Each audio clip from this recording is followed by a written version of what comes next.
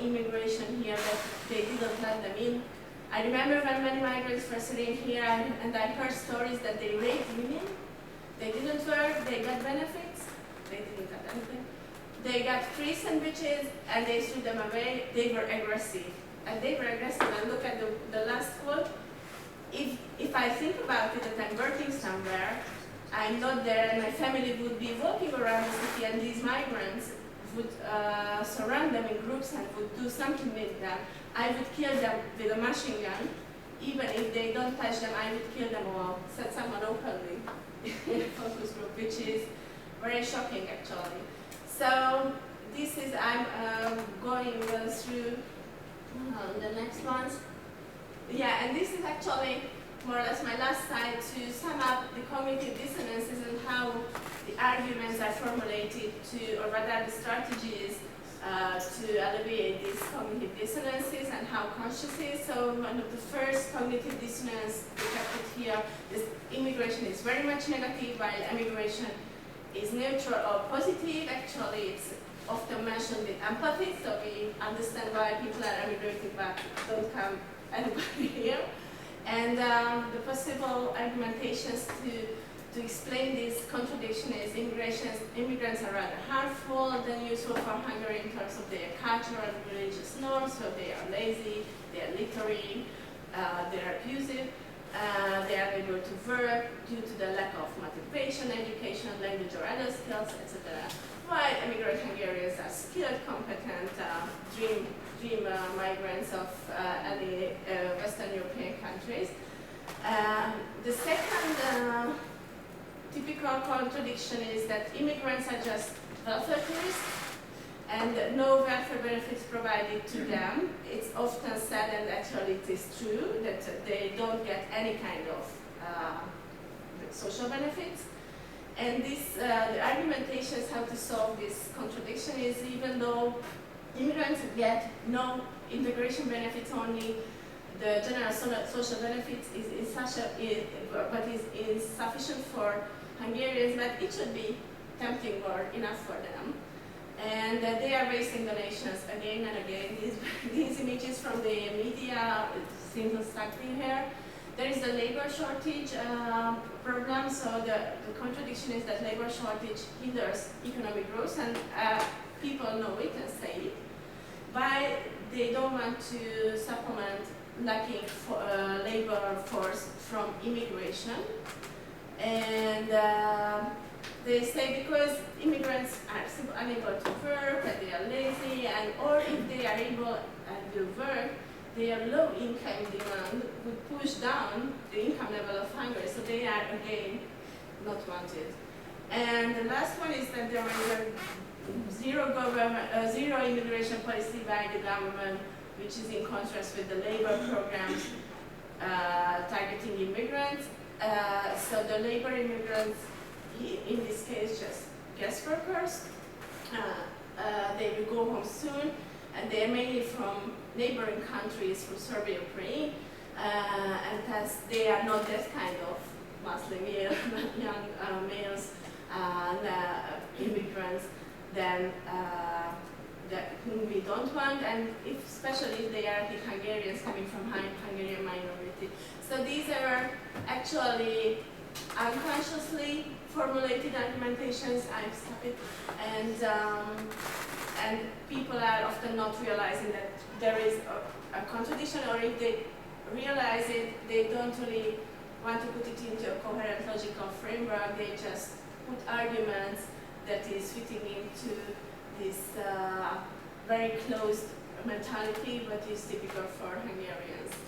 Therefore, this might be the reason why these arguments are so insufficient. So this is it. Thank you for your... Thank you. Thank you. Aniko, the first question, are you sure you can make it already after this? I'm traveling a lot. I have a lot of backwards tickets. Okay, it's okay. Yes, but please come to Hungary. It's a very nice country. Okay, stay here and go. Okay, and well, thank you very much for this. I have two comments for two different paper's contribution, but that a similar case for two aspects. The first, Italy and Hungary are represented the same case concerning immigration, because only in the recent years Hungary and Italy became country receiving migrants. In the past, until the 80s, and in Hungary less, but because it was in Eastern Europe and the USSR, but they were countries that immigrants to other countries, also in the 19th century and the first half of the 20th century. So, and concerning the paper of Donatella and Hannah, it's important because you come back to yesterday of the analysis concerning the problem relates to the presence of migrants. In this case, the cost of migrants, the perspective of social security, of the idea of pensions, and also the impact on economy. Okay, is the problem of the cost of the Italian security system, the problem concerning the contribution of immigrants. So the great problem is to calculate the migrants have some benefits and some costs. It's a problem that I explained yesterday for European institutions with the first surveys in 50s and 60s. You have the same problem now. And so the idea that all databases that Anna and Donatella presented are related, they have figures that show similar percentage in other countries.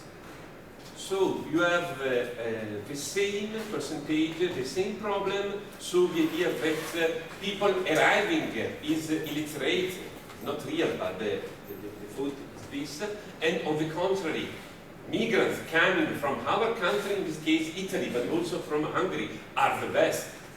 So it's normal that other people have to accept, because we export people that want to work, that have some professional skills, or in any case is ready to learn.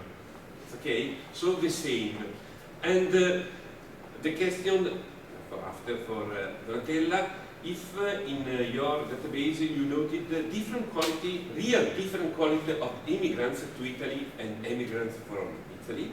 In some cases there are foreign migrants, and they change because we noticed that you have data in the long term and also in short term, so they change. I finished because I noted that you have no time.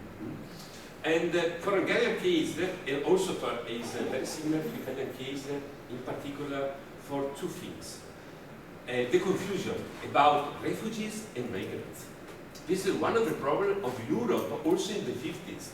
I remember that the idea of refugees coming from Belgium, so I studied this because the Nobel Prize for refugees is a Belgian person, Dominique Pier, and that created the first center for asylum for refugees. And so to understand the great difference about refugees and migrants, for starters. And we know that also in Italy, in Hungary, the confusion. And the other things, the similar of the answer of the survey. The survey I presented yesterday concerning 59-61, concerning 74-75 is impressionant. The similarity with the answer that we received now, the difference. And it's curious that in the past was also Hungarian people that escaped from 56 revolution to Belgium or to France, and they have some problem. And it's interesting to understand that 40 years after, if you are in France, you have the Prime Minister that called Sarkozy. Yeah, so Hungarian. Hungarian. So, or in Belgium, Di Rupo. If the name is typical, if your name is Elio Di Rupo, it's difficult to think that you are a typical Belgian person. It's okay. So for this to understand that migrants have an evolution in history, and so the perspective is that also this wave of migrants, it's possible that they have the same evolution. And finally, EU is not in the paper of Donatella, but if you can analyze the answer, you have the same. It's evident in the paper of Aniko. The problem concerning the real events, what really happened, and how these events are in the feeling of citizens. That is the actual perception, the real problem. What is real and what is only my perception or only the image that the media gave in the past and give now. And this is important because you have, normally you have an overestimation of the negative effect and an underestimation of the positive effect. So, it's not clear. It was clear in the past because you have the result. So in the 50s and the 60s, yesterday I explained that it was evident that migration flows were a positive, had a positive effect on the development of Belgium, Luxembourg, Northern France, and West Germany. So for this you are sure. But now it's evident you have no the data to explain this, to be sure. But you are sure that in this moment, statistics normally explain something, and in the real perception, you have an overestimation of negative aspects and an underestimation of positive aspects. So all people remember that, in this case, the cost for security, the cost for hospital, for welfare, and forget that these people, when can work, create goods, and so create new goods and new health. So this is so the question for Aniko, and finished. The idea is some in Hungary or help the perception. There are statistics that elaborate data to observe the real cost and the real benefits. No, because there is no much immigrants in the country. There are some statistics which shows that, I mean, a couple of thousand refugees or those under international protection, and just a small share of them are able to work. Actually, most of them leaving the country towards Western Europe, so once they receive some protection, they leave, or before it. This is the most difficult, and actually less than 2% of the Hungarian population is foreign-born population, so it's very low level compared to other European countries, but more than half of them are ethnic Hungarians from neighboring countries. They have no problems with immigration at the labor market or elsewhere, therefore there are no need for such statistics data. But we know actually that other immigrants, actually, we have a quite big Chinese merchant commercial immigration, and also Arabic people, and they are overrepresented among self-employed people, and they are often higher educated than the national average. So this is what we know about them, that they must be useful immigrants, actually.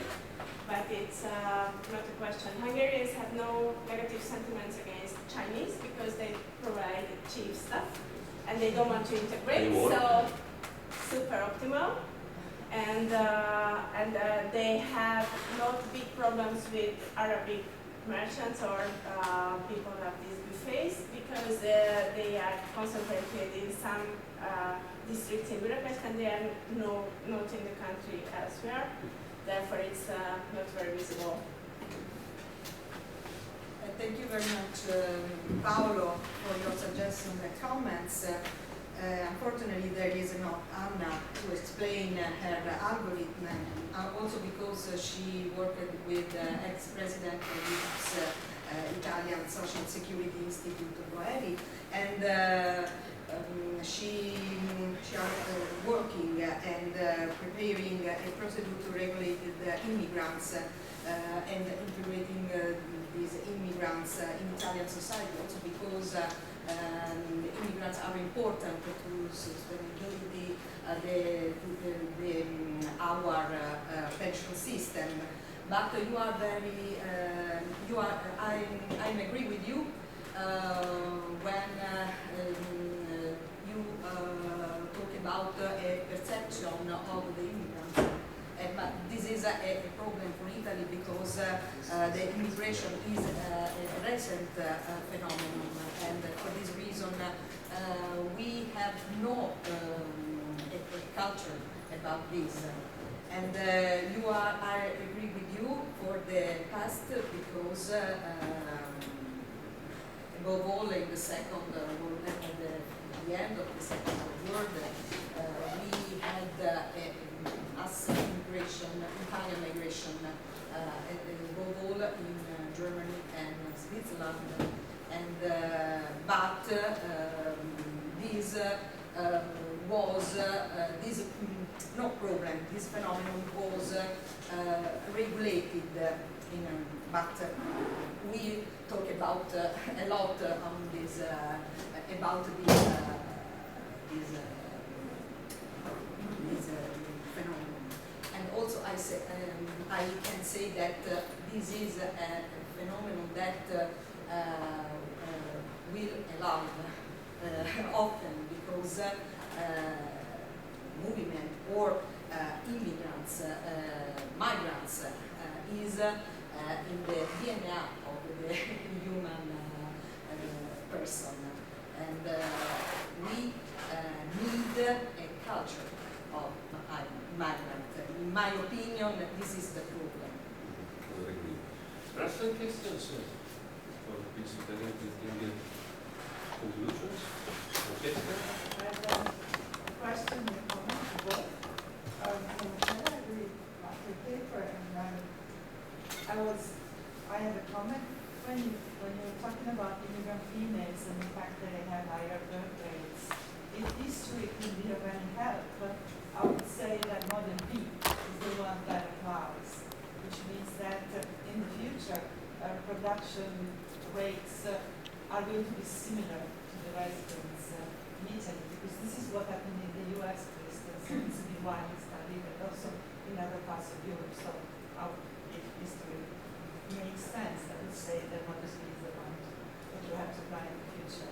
And as far as you were showing as lies, saying that 51% of foreigners are in services to families, and what we call vacancies, it is in large part, which is a very high percentage of foreigners in Italy. But in that case, the age rate is higher usually.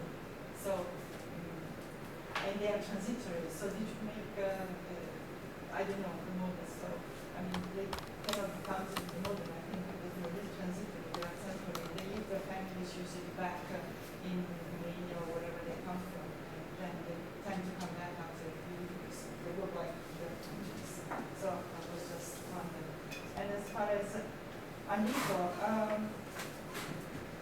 you're talking about labor shortage and the fact that the government does not worry much about the fact that in the future there are not going to be enough people to work in your country. So are there campaigns to raise the fertility rate, to promise economic help to women who are going to have children? Because in Italy I heard they are already talking about this, and I was wondering, do you think the government plans to solve this problem by, I don't know, have women in this sense, because if you don't want migration, this is going to be a problem. That's going to be a solution. So I would rather ask that. Very briefly, Francesca, also because your questions are very, very big, and for this reason I think that I need more time to explain this about let's say, I agree with you with the model B, also because with the integration of immigrants in the society, maybe in the long run, there will be the same problem with the, this is a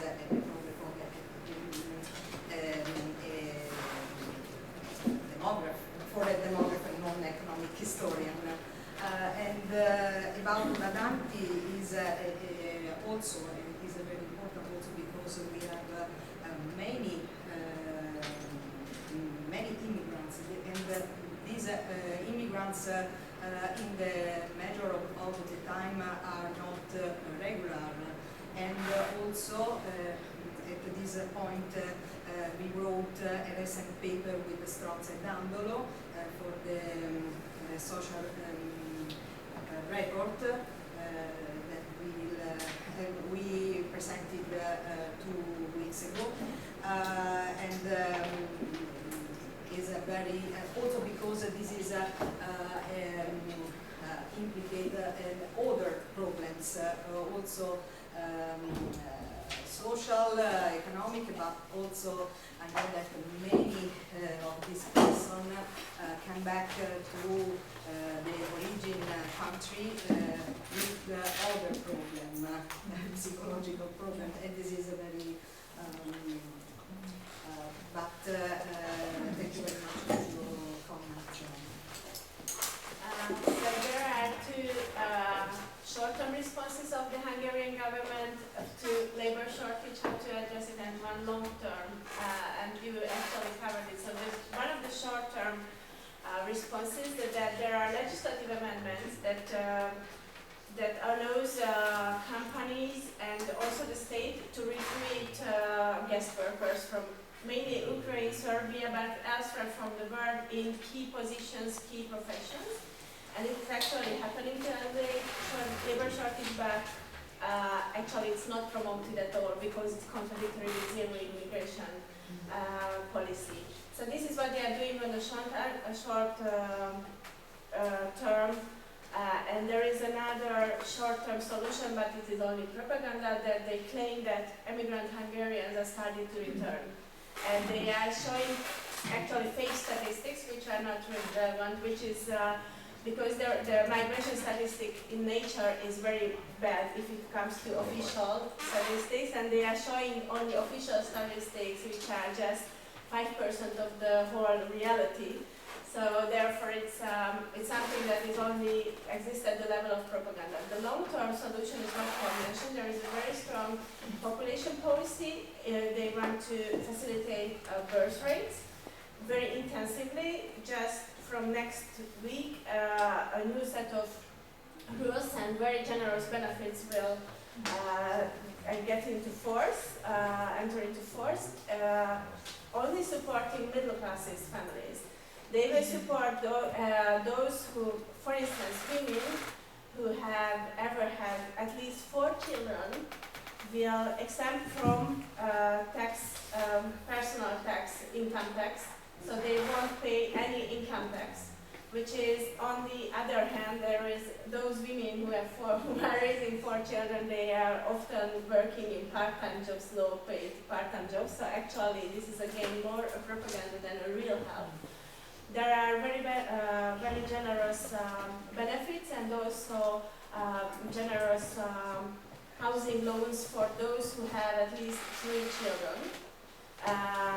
So they receive about 300,000, 10,000 euros. Sorry, I'm converting wrongly, but okay. So substantial money for buying houses, but it is not enough in Budapest, but it's enough outside of Budapest. Actually, there is a real estate price boom in Budapest, especially in Budapest. So it's the amount is substantial, but useful only outside of Budapest. But still, it's something that they really put in. And there are also other measures which are promoting higher fertility rates and not focusing on the first or the second, only for the third or the fourth kid. So benefits are entering into force after the third children, which is okay. So, but still, the first 2 has to born. So it's again something. And these are very carefully calibrated benefits in order not to get Roma and poor families, which also present a higher birth rate. They don't want to donate these money for Roma and poor families, only for middle classes and upper middle classes. That is also a big debate in Hungary. This is another interesting ask you something. It's not a, well, it's something like a question, maybe a curiosity. As long as I see nowadays Italy, there is the tendency to go against immigrants who are not only from third countries, but also from other EU countries. So, for instance, you can hear from time to time people complaining about immigrants from Romania, for instance. And I don't know if you had any relevance of this kind of narrative. And I was wondering whether it's the same in Hungary. So if this whole narrative against immigrants is only against third country nationals, or if it's also against EU nationals. I have a chart on this actually.